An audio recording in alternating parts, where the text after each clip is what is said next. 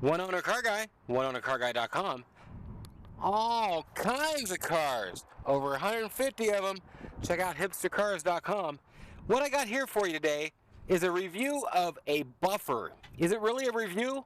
No, more of a how-to. How to rebuild your, god dang it, I forgot what they're called now. But whatever they are, we're gonna fix them. Your brushes. Momentary lapse there. And these are your brushes for it. Now don't get rooked and go to some expensive fancy body shop or whatever.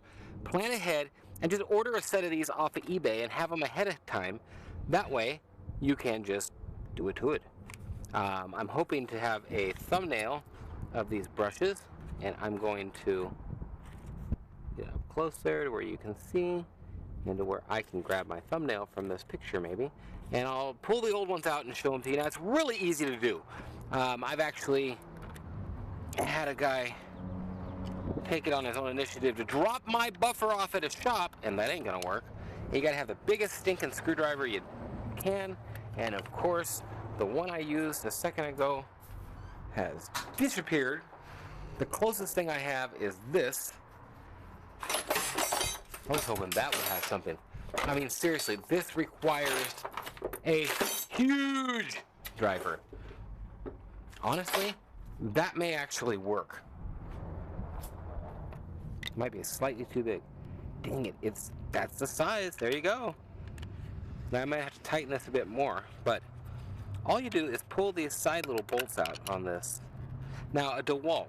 I have other buffers. I have like a Harbor Freight buffer, Chicago pneumatic, maybe a couple like that. I got enough screwdrivers out here.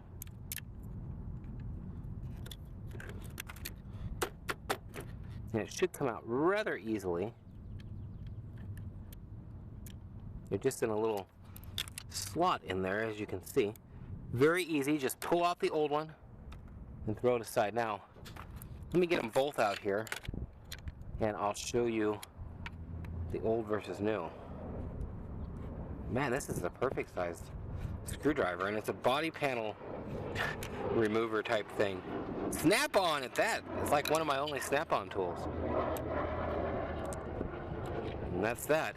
Both of them are out. Now I'm going to show you an up close here. You can see one is worn a lot more than the other.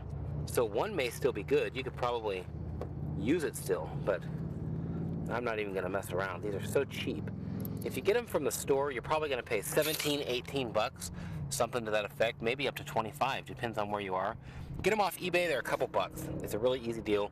Get a couple sets and have them sent to you. I actually just bought one, I don't know why, but there you go. How soon do these wear out? I'm sure you can get a higher quality or a lower quality. I can try to stay what looks neatest on their ad, or whoever looks like the biggest, bestest seller maybe. eBay. I like to get a little, they will back you up on your purchase. So stick with a power seller type thing on there or whatever. Without the right screwdriver here, it's going to be a bit of a pain to put this thing in here steady. Now, this would never be possible without a tripod being set up and all that without Google Glass. This does make it really nifty for these kind of videos, for sure. I'm probably uploading this to my Cereal Marshmallows channel. Make sure to subscribe, like, all that good stuff.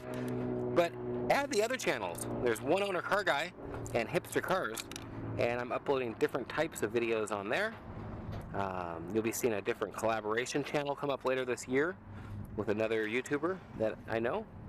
And that is that. We have pretty much rebuilt, quote, the brushes, or the buffer, or the buffer brushes, or whatever you want to say. Easy ordeal.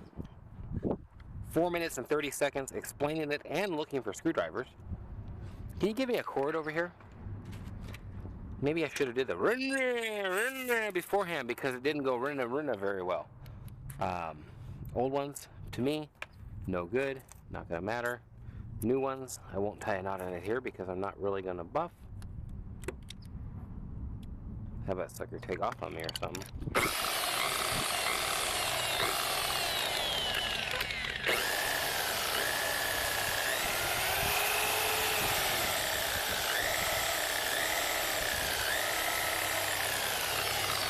Back in business. And as you can see, I got a slight crack in my handle from some nerd dropping it probably. And I might tighten up some screws on here just to keep the squeakage down. But these Dewalt buffers are the way to go. Hey, could you hand me that red buffer in there on the shelf? I'll show you the other one I've got. And I would just not recommend something like this unless you're just doing a couple cars. If you're just doing a couple cars, or you're doing your car maybe once or twice a year, these will work fine. You won't have a problem with them. Don't get the digital one. It's absolutely a piece of crap, and you can't stop it or start it the way you would want to. These Dewalts have the right kind of delay or what have you in the trigger, and they do the job the best, 100%. But if you're just doing it a couple times a year, these will work just fine. As you can see, there's a huge difference in size there. That's what she said. And that's that. I mean, these are great little tools for a homeowner type guy that's only going to buff maybe 10 times. If I buff 10 cars with this, I don't think I'd get that far. My stuff is a little bit more in need of buffing. It's got to be buffed a little bit harder than just a regular car. So I really go through these. 10 cars, I don't think I'd make it to that. 30 cars, and you're rebuilding brushes on these. So you're always going to upkeep it, but you're not going to buff your car 30 times with this. One of them would be fine, just if you're going to do it to it. I might even do a comparison video. Yeehaw. Thanks for watching. There's your rebuilt brushes. Thanks for, I already said thanks for watching. We'll talk to you. OneOwnerCarGuy.com.